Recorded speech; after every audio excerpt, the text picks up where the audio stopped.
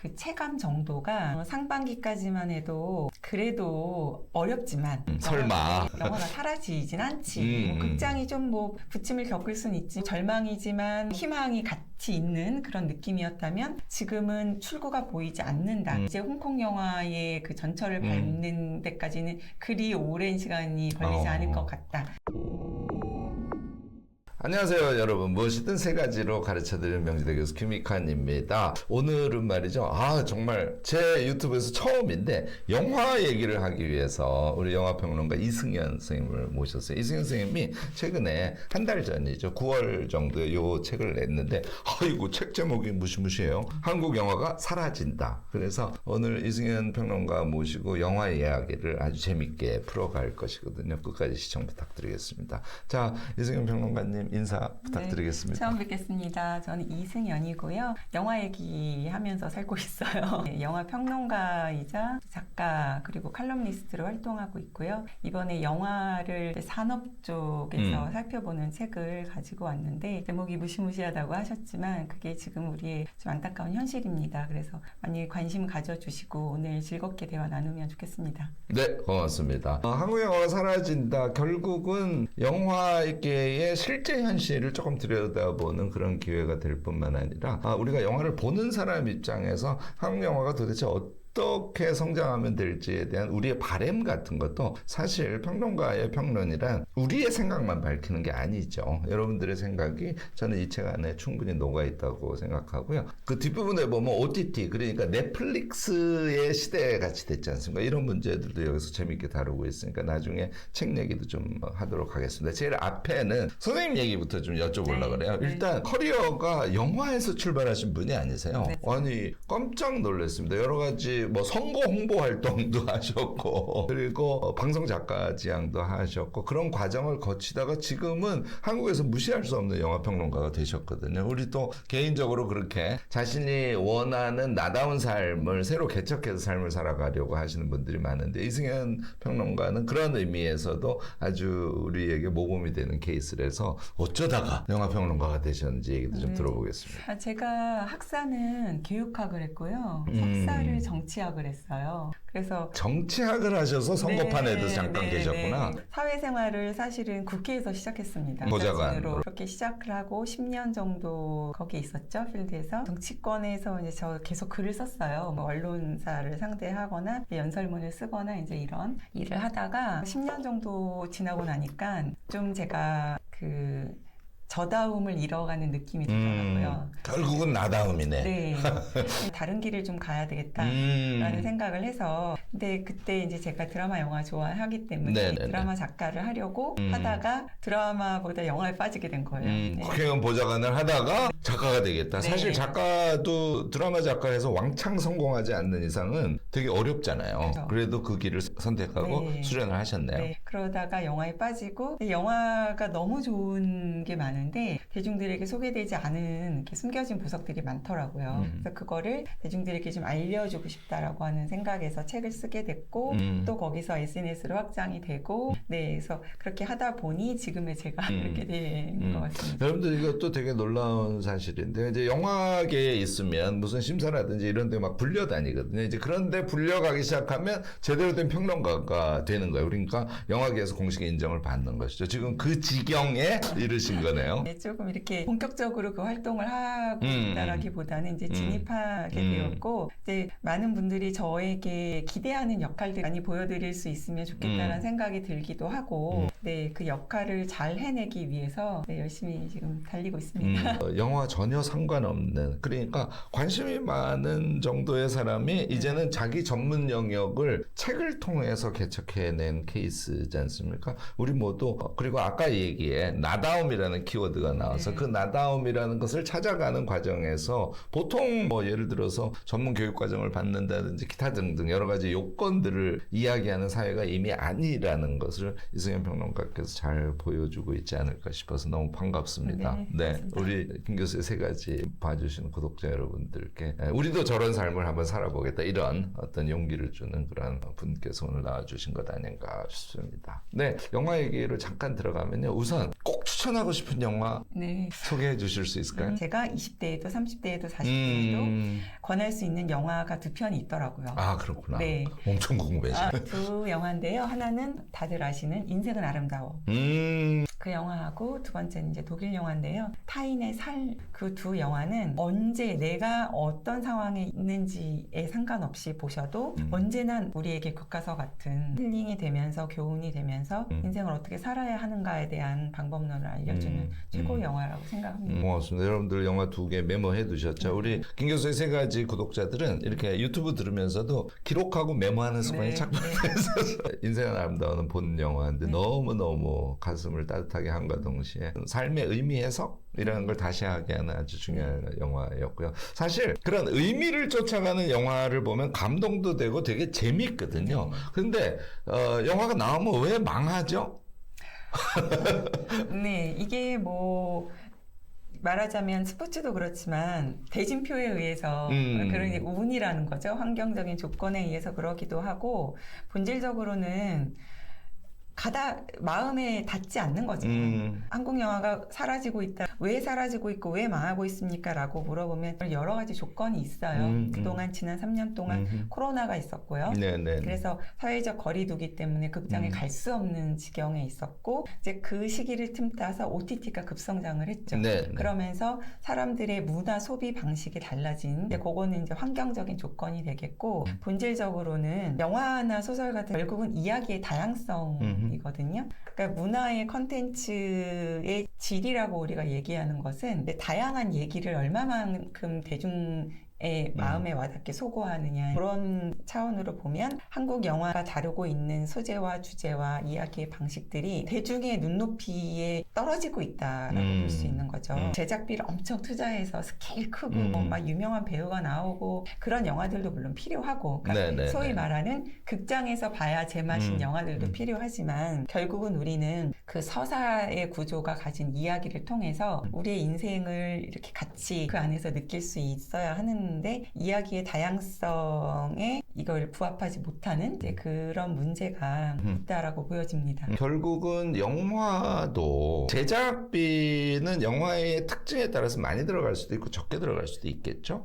그런데 결국 극장에 얼마나 걸리느냐, 얼마나 광고를 공세적으로 하느냐 이것에 의해서도 큰 영향을 받지 않습니까? 저는 그래서 현대 사회가 특히 이제 한국 사회에 지금 영화계가 사실은 자본의 힘에 거의 완전히 종속되어 버려서 저비용으로 기가 막힌 영화가 나와도 걔를 극장에 걸지 못하고 걔를 마케팅을 엄청 세게 하지 않는 한 그거는 우리한테 도달하기 어렵거든요. 그래서 결국은 오히려 검색이라든지 자기 선택성이 좀 많이 열려있는 OTT가 훨씬 더 사람들에게 쉽게 접근되는 이유 중에 하나도 OTT가 큰 거대 자본이지만 이용자들은 그 안에 있는 다양한 콘텐츠를 자기가 선택적으로 볼 수 있거든요. 그런데 영화계는 저는 그렇지 않다고 봐요. 그래서 이 지점이 저는 개인적으로 굉장히 불만이고 우리가 이제 SNS 시대를 살고 있기 때문에 예, 입소문에 의해서 N차 관람을 하는 사람들에 의해서 그걸로 홍보가 되는 것이지 돈을 때려 부어서 말하자면 되는 건 아니다. 네, 마케팅을 거대하게 한다고 해서 그게 대중에게 이렇게 네, 연결되는 거는 아닌 것 같아요. 아까 잠깐 말씀 주신 SNS에 올라오는 그 영화에 대한 일종의 대중적 비평들 이것이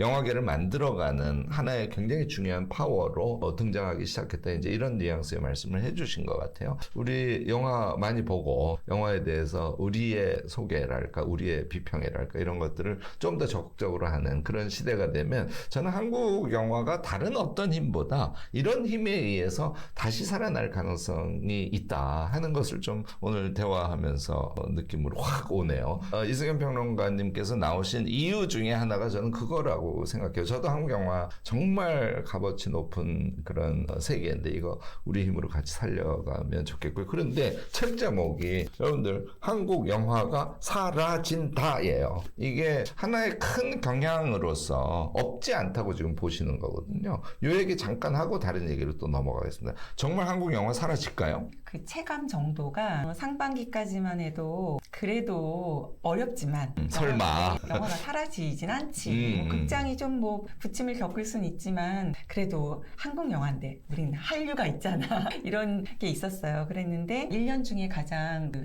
핫한 시즌이 여름 시장이거든요. 근데 올 여름 시장에서 4편의 영화가 나왔었는데요. 손익분기점 넘긴 영화가 밀수랑 콘크리트 유토피아 2편이에요. 넘긴 것도 이제 어마어마하게 넘긴 게 아니라 겨우 넘긴 정도여서, 그리고 바로 명절 연휴를 겨냥한 3편의 영화가 나왔는데 3편 다 좀 폭삭 망했죠. 네. 그래서 그 시즌을 거치고 나서 최근에 제가 만나본 업계 분들의 절망 정도가 정말 훅 떨어졌어요. 그래서 상반기까지 그래도 절망이지만 희망이 같이 있는 그런 느낌이었다면 지금은 출구가 보이지 않는다. 이제 홍콩 영화의 그 전철을 밟는 데까지는 그리 오랜 시간이 걸리지 않을 것 같다라는 말씀들을 하시는 걸 보면서 제가 더 적극적으로 제 책을 홍보하기 위해서라기보다는 정말 이 위기가 어떤 정도까지 왔는지를 대중분들께 설명을 해야 되겠다는 생각이 들어요. 네. 우리도 같이 역할을 해야 된다는 이야기는 요 앞전에 했고요. 자, 이렇게 한국 영화가 실제로 사라져가는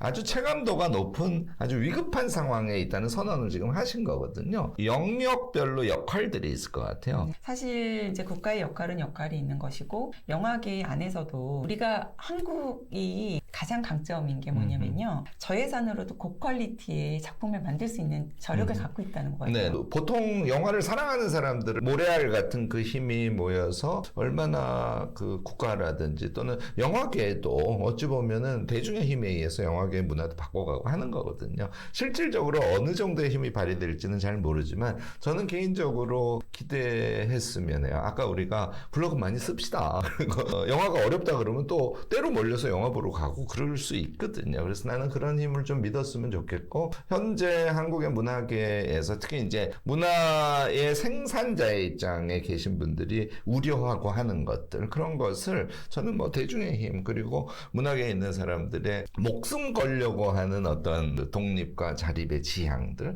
이런 힘으로 극복해 갈 수 있지 않을까, 뭐 이런 기대를 개인적으로 조금 해봤습니다. 네, 영화를 볼 때 아주 재미있게 거기에다가 유익하게 볼 수 있을지. 영화는 좀 긴 서사거든요. 그래서 이 긴 서사를 어떻게 보면 좋을지 좀 우리 한 가르침 좀 해주시면 좋을 것 같습니다. 네, 이거를 가르침이라고 하기는 좀 그런데 저는 영화를 인문학이라고 항상 얘기를 하고 있거든요. 보통은 주인공의 심리를 따라가기 마련이에요. 그래서 예를 들면 주인공이 살인을 저지른다 하더라도 우리는 거기에 이미 감정이입이 되어 있기 때문에 그 살인에 대해서 문제의식을 별로 느끼지 못해요. 저는 그 영화를 볼 때 주인공 이외의 다른 인물의 시선에서는 이 이야기가 어떻게 다르게 전개될까라는 거를 많이 이렇게 다양하게 좀 입체적으로 보려고 하고 있고요. 또 하나는 인문학이라고 하는 것은 결국은 이 서사가 가진 힘을 우리가 우리 스스로에게 그 질문을 던져야지만 사유가 성찰이 되잖아요. 네. 그래서 주인공이 그런 선택을 했다라고 하면 내가 저 사람이라면까지 우리가 생각을 확장을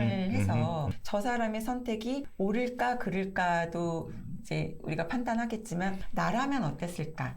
많은 사람들이 어떤 선택을 해야지만 이 우리 공동체의 어떤를 위해서는 어떤 선택이 더 바람직할까? 네. 그런 것들을 함께 생각해 보시면 좀 더 풍부하게 감상을 하실 수 있을 것 같아요. 우리 영화 평론가시니까 영화계의 쓴소리 한마디를 하신다면 뭘까요? 영화계가 자성해야 될 게 많죠. 많은데 저는 이제 극장을 향해서 좀 얘기를 하고 싶어요. 네. 극장이 많이 어렵습니다. 관객들이 안 차기 때문에 이제 영화 발전 기금이 극장 수입에서 이렇게 나오는데 그게 많이 줄었어요. 네. 극장이 살아남기 위해서 이들이 지금 이 강구하는 방법들이 공간 사업을 하겠다는 거죠. 농구장을 만들고 게임장을 만들고, 물론 그것도 생존 수단의 한 방법이겠습니다만 극장이라고 하는 정체성을 상실하면은 본말이 전도되는 일이 생길 수 있다. 극장은 영화를 상영을 해서 관객들을 모아서 그걸로 이제 살아남 살아남아야 하는 공간이기 때문에 그 정체성을 잃지 않기 위해서 극장이 얼마나 더 좋은 영화를 우리 극장에서 틀고 있는지를 홍보해야지 우리 극장이 농구장으로 변했어요를 홍보해서는 안 된다는 말씀을 드리고 싶고요. 많은 이제 자성의 그 방향이 있겠습니다만 네. 극장이 변해야 한다라는 걸 꼭 짚어드리고 싶습니다. 사실 제가 극장에 가면서 그런 느낌을 살짝 받아요. 아, 내가 이 거대 자본에 이 돈을 내야 되나? 이런 느낌? 그러니까 극장에 돈을 내면서 우리 영화계를 이렇게 살려가고 나는 그 영화계에서 만든 이것을 즐기고 내가 낸 돈을 가지고 영화계가 이렇게 살아가 이런 느낌이 전혀 없어요. 가격이 꽤 올랐죠. 네. 뭐 국제 기준에 그렇게 비싼 건 아니지만 네. 그런데 그 가격이 오른 거에 대해서 긍정적인 심리가 한국에서는 잘 안 생깁니다. 네. 그래서 그거는 일종의 극장 문화하고 저는 직결된 문제라고 생각하고 이것도 다시 우리 힘 합쳐서 극장에 정말 영화에 정말 관심 있는 사람들이 지역 극장을 만들어내는 그런 시대로까지 결국은 변화해가는 요구가 거꾸로 OTT 시대이기 때문에 더 나오고 있다. 저는 그렇게 이 책을 제가 보면서 했던 생각들이에요. 그래서 이 책 안에 이제 그런 문제 제기들이 꽤 많이 돼 있습니다. 제도 얘기를 조금만 더 하면요. 이 책 안에 이제 등급심사위원회 얘기를 하셨는데 보통은 우리가 인식이 이 등급심사위원회가 사실은 조금 폭력적인 권력을 휘둘러서 굉장히 좋은 영화인데 그 영화가 못 나오고 이런 이미지가 있다는 거예요. 그런데 이 책에서는 다른 문제 제기를 하고 계시더라고요. 이 영등이가 제대로 역할을 하는 것이 영화 발전에 결정적인 역할을 한다는 이런 문제 제기를 해주셨거든요.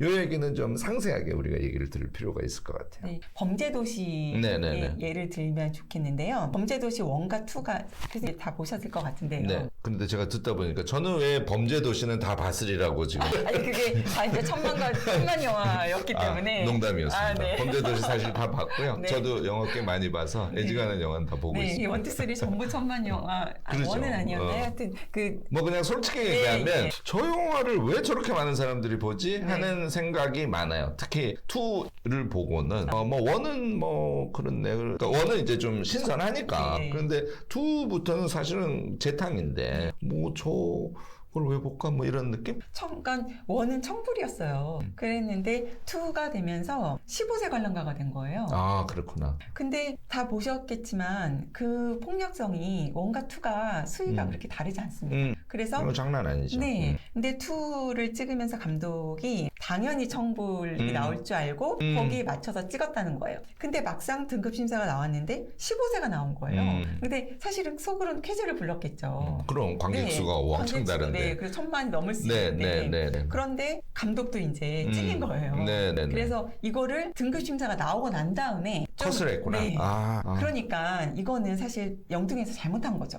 저는 그렇게 봐요. 감독은 당연히 그런 청불이 나올 거라고 생각하고 찍은 영화를 어떻게 심사위원들이 이거를 15세를 줄 수 있었을까? 근데 이제 그렇게 된 배경이 저는 그때가 이제 코로나 시기였기 때문에 약간 관객을 유도하기 위해서 네. 좀 그 등급 연령을 낮춰서 네, 네, 네. 그런 약간 꼼수가 있지 않았을까. 물론 시장은 좀 살아났겠지만은 이게 과연 등급심사가 청소년을 위해서 존재하는 그런 의의를 갖고 있는데 거기에 부합했는가라고 네. 이렇게 문제 제기할 수 있는 것이죠. 네. 사실 저는 영화인들이 조금 고민하셔야 될 거라고 생각하는데 모든 학교에 도서관이 있거든요. 학교의 영화관처럼 항상 사실 책하고 영화는 저는 동전의 양면이라고까지 생각하는 사람인데 사실 교육계에서 영화를 이용하지 않거든요. 책의 다양성만큼 영화의 다양성이 우리 대중들에게 어떻게 펼쳐질 것이냐 이 고민을 저는 영화인들이 꼭 하셔야 된다고 개인적으로 봅니다. 네. OTT 얘기를 마지막으로 조금 더 드리고 싶은데요. 어떻게 보세요? 좋은 현상이에요? 나쁜 현상이에요?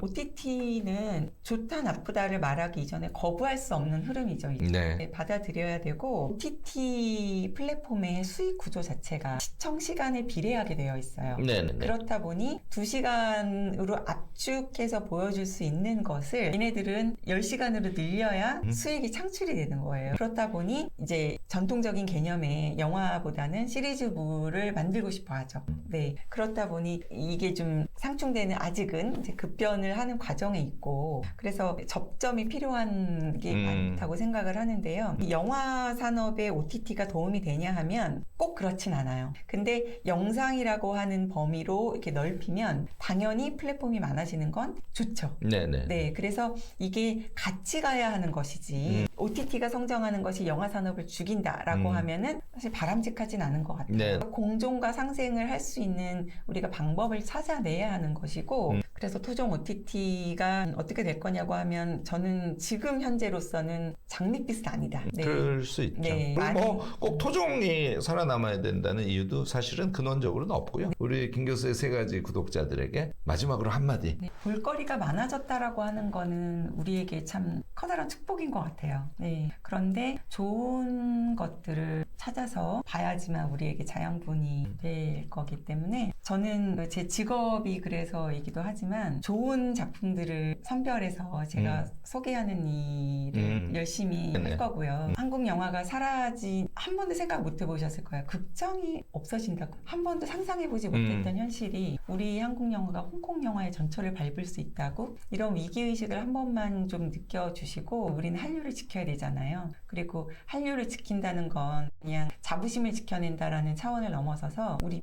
미래 세대가 이제 문화 콘텐츠 사업이 될 텐데 우리 미래 세대에게 우리가 넘겨줘야 할 것을 제대로 보존하고 넘겨준다라는 이제 좀 조금 더 넓은 차원의 인식을 같이 공유해 주시고 그런 첫 걸음으로 제 책을 읽어봐 주시고 함께 한국 영화의 어떤 그 새로운 출발을 위해서 관심을 많이 가져주시고 사랑해 주시면 좋겠습니다. 11월 9일 날 저녁 7시 30분에 북토크를 또 하신대요. 그래서 이것도 같이 소개를 해두겠습니다. 가가 77페이지, 가가 77페이지라는 곳에서 진행을 한다고 그러고요. 우리가 그 고정 댓글에 요 안내도 같이 올려서 소개를 할 테니까 여러분들 관심 가지신 분들 우리 이승현 평론가님의 이야기 그리고 이 책에 담긴 구체적인 이야기들을 그 북토크에서 더 다시 만나실 수 있다는 말씀 마지막으로 드리면서 오늘 영상 마무리하도록 하겠습니다. 네, 이승현 선생님 너무너무 감사합니다. 감사합니다. 네. 즐거웠습니다. 네. 여러분들 끝까지 봐주신 여러분들께 감사 인사드리고요.